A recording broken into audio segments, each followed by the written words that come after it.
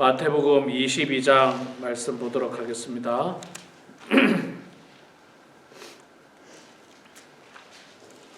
마태복음 22장 1절에서 14절까지만 보도록 하겠습니다. 오늘 마태복음 22장 1절에서 14절까지만 봉독할 때에 제가 석절 읽고 우리 성도님들 한 절 읽고 교독하겠습니다. 마태복음 22장입니다. 제가 먼저 석절 읽겠습니다. 예수께서 다시 비유로 대답하여 이르시되 천국은 마치 자기 아들을 위하여 혼인잔치를 베푼 어떤 임금과 같으니 그 종들을 보내어 그 청한 사람들을 혼인잔치에 오라 하였더니 오기를 싫어하거늘 다시 다른 종들을 보내며 이르되 청한 사람들에게 이르기를 내가 오찬을 준비하되 나의 소와 살찐 짐승을 잡고 모든 것을 갖추었으니 혼인잔치에 오소서 하라 하였더니 그들이 돌아보지도 않고 한 사람은 자기 밭으로 한 사람은 자기 사업하러 가고 그 남은 자들은 종들을 잡아 모욕하고 죽이니 임금이 노하여 군대를 보내어 그 살인한 자들을 진멸하고 그 동네를 불사르고 이에 종들에게 이르되 혼인잔치는 준비되었으나 청한 사람들은 합당하지 아니하니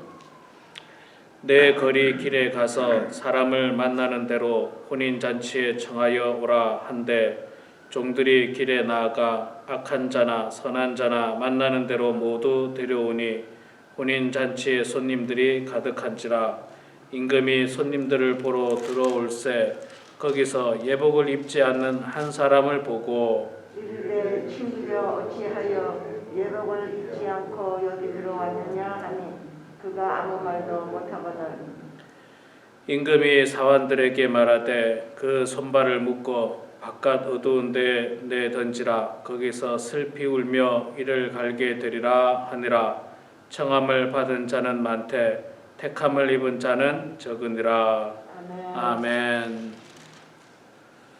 네, 오늘 또 이 새벽에 나오신 여러분 모두 축복하고 환영합니다. 궂은 날씨인데도 나와주셔서 감사합니다. 오늘 비가 오면 기온이 많이 떨어진대요. 그래서 내일은 굉장히 춥답니다. 내일 아침에 한 27도, 28도밖에 안 된답니다. 여러분들 따뜻하게 무장을 하시기 바랍니다. 제가 주중에는 그 히터를 켜지 않습니다. 왜냐하면 뭐 에너지 전략도 해야 되지만 이 히터를 켜려면요 한 20분, 30분 돼야지 따뜻해져요. 켜놓으면. 그래서 오자마자 켜면 추울 수가 있어요. 바람이 그냥 나와가지고 좀 시간이 걸리기 때문에 제가 주중에는 켜지 않고 토요일은 켜는데 여러분 이해를 해주시면 감사하겠습니다. 네, 우리 지난 주일날 말씀 광고 드린 대로 군보영 권사님 퇴원하셔서 이보희 권사님 댁에 계십니다. 혼자 계실 수가 없는 상황입니다. 그래서 지금 이보희 권사님 댁에서 계시는데 아마 거기도 오래 계시지는 못할 것 같고 아마도 도움을 받는 곳으로 옮기게 되지 않을까 예상을 하게 됩니다. 여러분 위해서 기도해 주시고 말씀드린 대로 우리 권사님 노령이십니다. 올해 87세시거든요. 고정 나이가 87세인데 본 나이는 조금 더 많으시다고 그러니까 여러분 위해서 기도해 주시고 또 여러분들도 늘 건강에 유의해 주시면 감사하겠습니다. 자, 오늘 우리가 마태복음 22장 말씀 읽었습니다. 마태복음 22장 1절부터 14절 말씀은 혼인잔치의 비유죠. 혼인잔치의 비유. 혼인잔치를 가야 되느냐 말아야 되느냐 그걸 말하는 거 아니죠. 그걸 말하는 게 아니고 천국은 마치 자기 아들을 위하여 혼인잔치를 베푼 어떤 임금과 같으니 천국에 대한 비유를 하고 있습니다. 이것도 혼인잔치가 포커스가 아니고 천국이 포커스라는 거예요. 천국을 예수님께서 말씀하는데 사실 이 비유는요 그 바로 앞에 우리 지난 토요일 날 봤던 포도원의 농부 비유와 굉장히 비슷합니다. 굉장히 비슷해요. 그래서 천국이 어떻는가 다시 한 번 더 뭐 강조를 합니다. 사실 예수님께서 그 말씀을 통해서 천국은 마치 뭐와 같고 천국은 마치 천국 마치 하면서 천국에 대한 이야기를 굉장히 많이 하셨어요. 굉장히 많이 하셨습니다. 오늘 다시 한 번 더 우리가 천국에 대해서 이야기를 듣게 되는데 천국은 마치 아들을 위해서 혼인잔치를 베푼 어떤 임금과 같다. 그렇게 말합니다. 여기는 뭐 우리가 유추할 수 있듯이 그 임금은 하나님을 표현하고 있고 아들은 예수를 표현하고 있고 혼인잔치는 말 그대로 천국잔치를 말하는 거예요. 천국잔치를 말합니다. 3절에 보니까 그 종들을 보내서 청한 사람을 혼인잔치에 오라 하였더니 오기를 싫어하거늘. 그 종들은 누굽니까? 구약의 많은 선지자들이에요. 구약의 많은 선지자들. 그 종들을 통해서 하나님께서 천국 잔치에 초청을 했습니다. 많은 사람들을 초청해서 오라고 했더니 오기를 싫어했다. 가기를 싫어한다. 천국 혼인잔치에 가기를 싫어한다. 그렇게 이야기합니다. 왜 싫어할까? 4절에 보니까 다시 다른 종들을 보내어 이르되 청한 사람들에게 이르기를 내가 오찬을 준비하되 나의 소와 살찐 짐승을 잡고 모든 것을 갖추었으니 혼인잔치에 오소서 하라 하였더니 쉽게 말해서 맛있는 음식도 대접해 줄 테니까 혼인잔치에 와라 그렇게 했습니다. 그럼 가면 될 텐데 왜 안 갔을까? 이스라엘의 혼인잔치는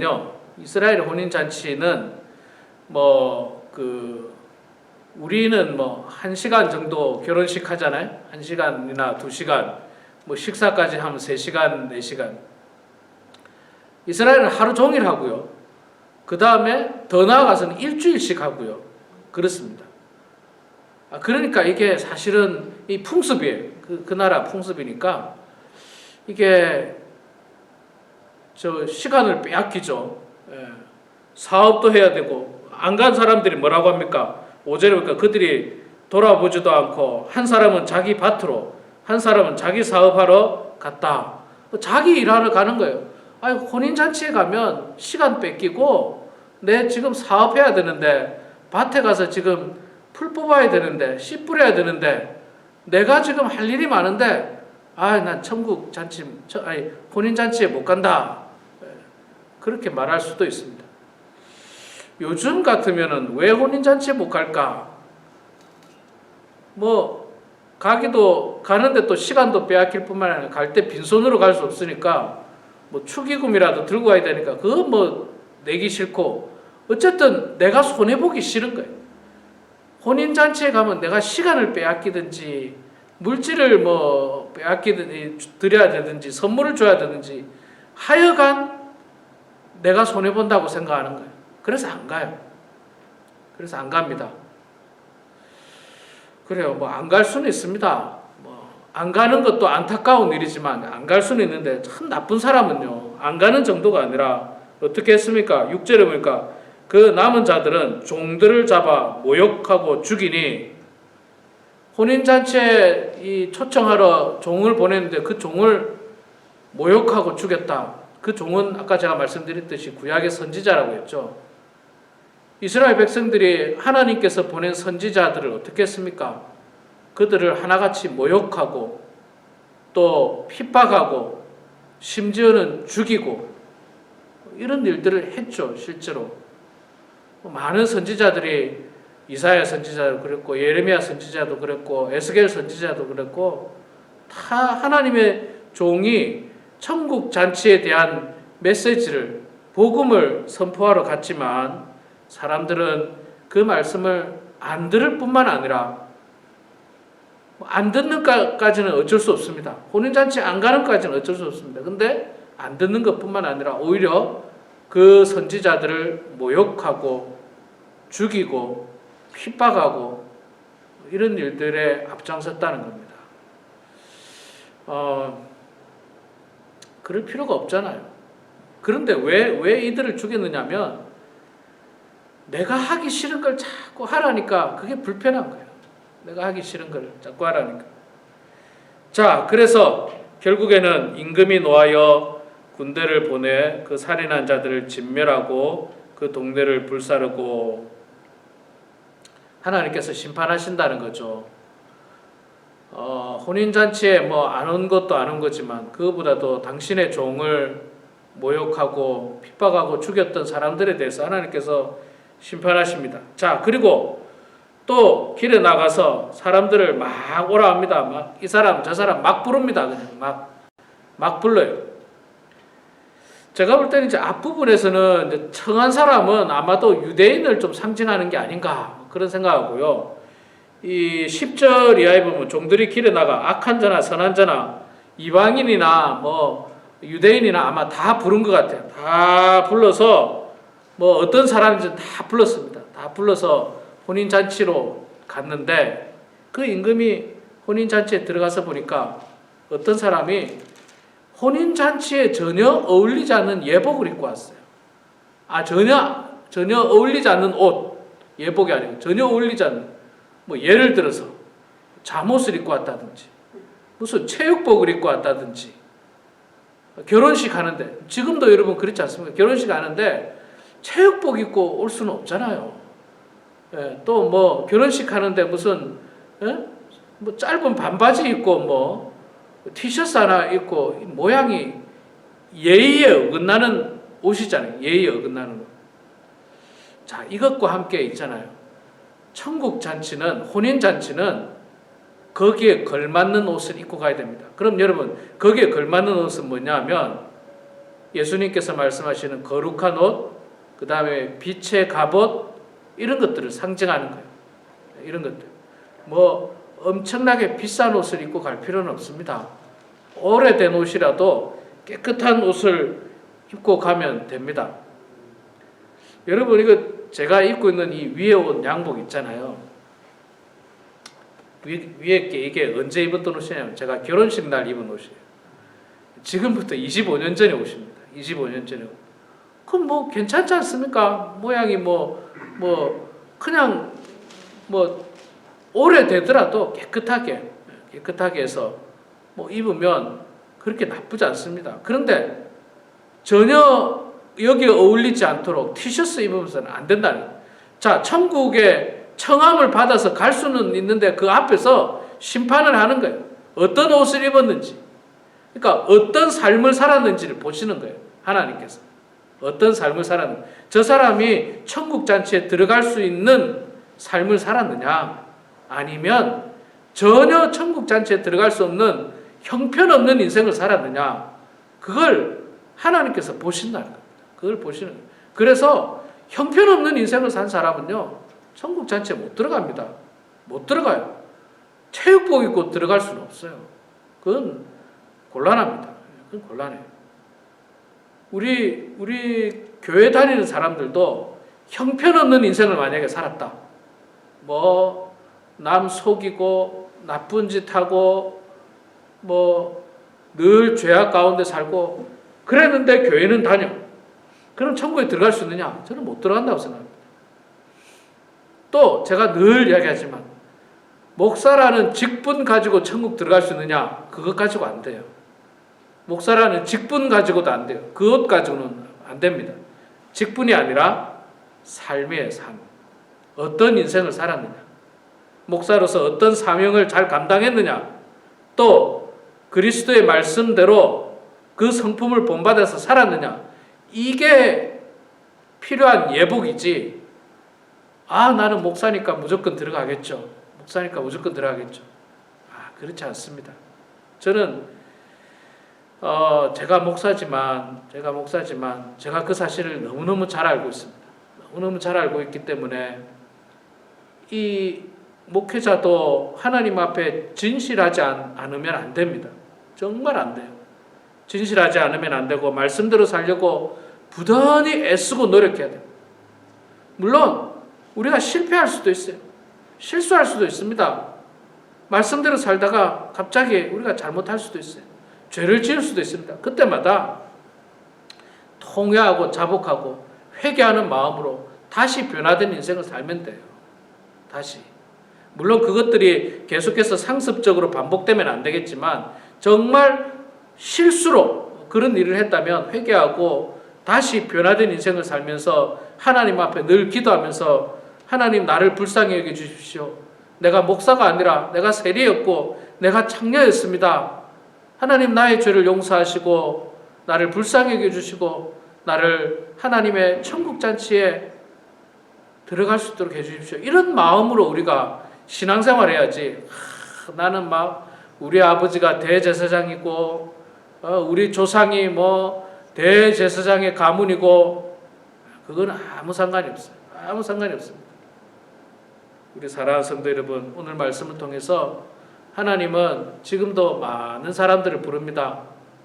유대인만 부르는 게 아니라 이방인도 부르고 모든 사람을 부르고 계십니다. 그러나 청함을 받았지만 거기에 거부하는 사람도 있고 또 청함을 받아 갔지만 거기에 들어갈 수 없는 자격이 안 되는 사람도 있을 수 있습니다.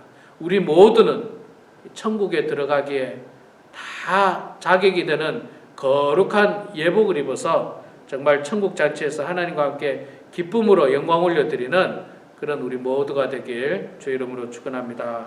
기도하겠습니다. 거룩하신 여호와 아버지 하나님, 은혜를 감사드립니다. 오늘도 궂은 날씨지만 주님을 사랑하는 마음으로 이 새벽에 주님 앞에 나왔습니다. 하나님 아버지, 저희들 늘 바리새인과 서기관과 대제사장들과 같은 교만한 마음으로 나온 것이 아니라 우리 자신이 세리요, 우리 자신이 창녀라는 그런 통회하는 마음으로 우리의 죄를 뉘우치면서 주님 앞에 나왔습니다.